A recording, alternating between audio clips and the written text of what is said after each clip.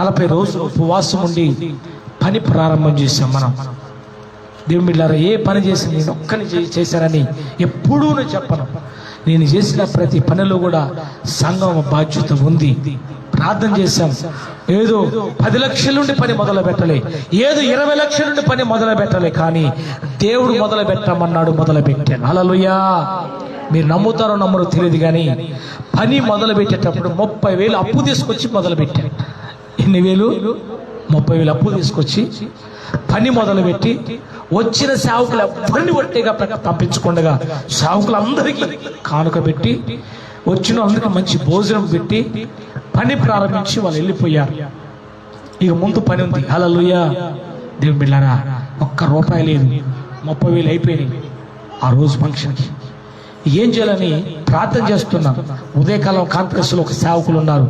వాళ్ళు మేము బయట సేవకులు తెలిసిన అందరూ కూడా ప్రార్థన చేస్తుంటే దేవుని బిడ్డలారా, ఎవరి దగ్గరికి నేను వెళ్ళగలి, కానీ వాళ్ళే ఫోన్ చేసి, పాస్టర్ గారు మా దగ్గర ఒక 50 ఉన్నాయి, పట్టకెళ్ళండి, పనికి వాడుకోండి, మళ్ళీ మేము అడిగిన పిలుతురంటే అలా తెచ్చాను.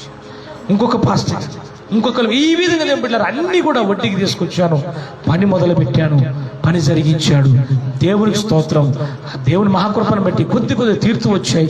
చివరికి స్లాబ్ అయితే పడ్డది, కానీ గోడలు ఎలాగా, కిటికీలు ఎలాగని వీటి గురించి చదువుతుంటే ప్రార్థన చేస్తే మళ్ళా దేవుడు ఒక ద్వారం తెరిచాడు. హల్లెలూయా.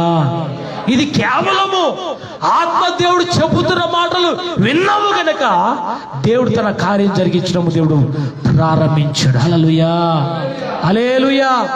ఆయన మాటలు వినాలి, పక్కోడి మాటలు కాదు, వాడి మాటలు కాదు, ఎవరి మాటలు వినాలి? దేవుడు ఏం చెప్తాడు ఆ మాటలు విని ప్రకారం మనం వెళ్తే దేవుడు కార్యం జరిగిస్తాడు. కానీ పక్కోడి మాటలు విన్నావా, ఎదురుగోడి మాటలు విన్నావా, ఎవడి మాటలో వింటే రకరకాల సమస్యలు. దేవుని స్తోత్రం. హల్లెలూయా.